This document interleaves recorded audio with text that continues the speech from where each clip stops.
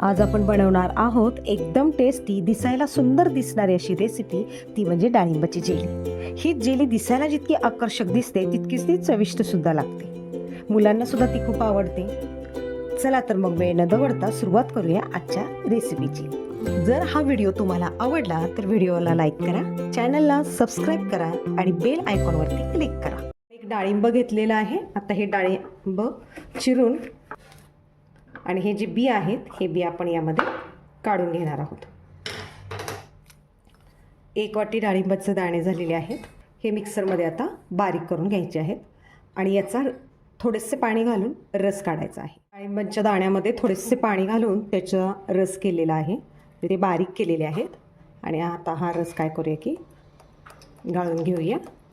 अशा रीतीने हा सगळा रस आहे तो सगळा गाळून घेऊया. इथे 1 वाटी आपला डाळिंबाचा रस झालेला आहे, तो मी गाळणीनं गाळून घेतलेला आहे.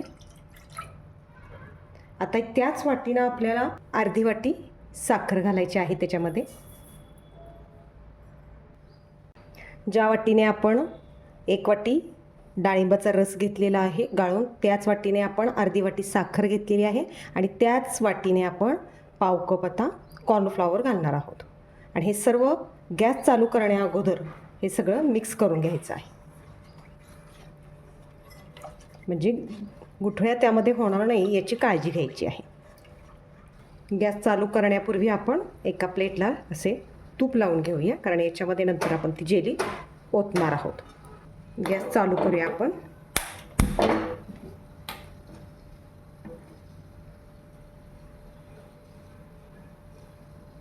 मोठ्या गॅसवरती आता आपण हे उकळी येईपर्यंत हलवूया आणि नंतर बारीक गॅसवरती हे एक 5 ते 7 मिनिट आपण हलवून घेऊया की जेणेकरून त्याला घट्टपणा येईल. आता याला उकळी आलेली आहे आणि हे आता मी गॅस बारीक केलेला आहे आणि मंद गॅसवरतीच आता आपण हे घट्ट हलवून घ्यायचं आहे थोडा वेळ. यामध्ये आता आपण 1 चमचा तूप टाकूया. माझे 3 मिनिट झाले मी हे हलवून घेतलेले आहे.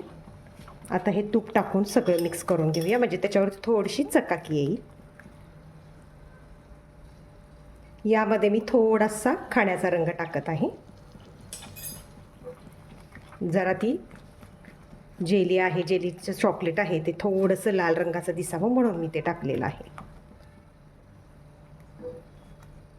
अगदीच जर घट्ट वाटले तुम्हाला, 5 मिनिट झालेले आहेत, तर अर्धी वाटी गरम उकळलेले पाणी टाकून थोडंसं पातळ केलं तरी चालेल, पण आहे हे प्रमाण बरोबर आहे.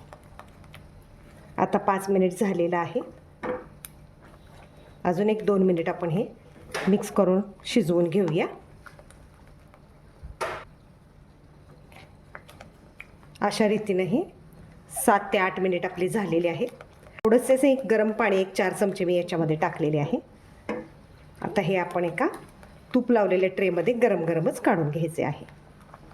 आता गरम गरमच आपण हे याच्यामध्ये काढून घेऊया.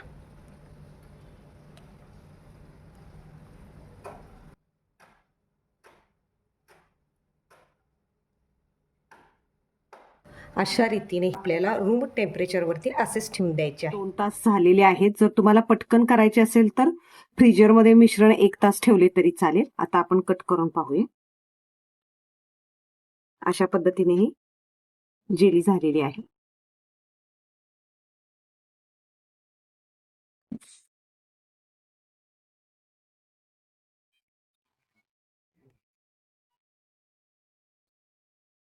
अशा पद्धतीने छान अशी जेली आपली तयार झालेली आहे.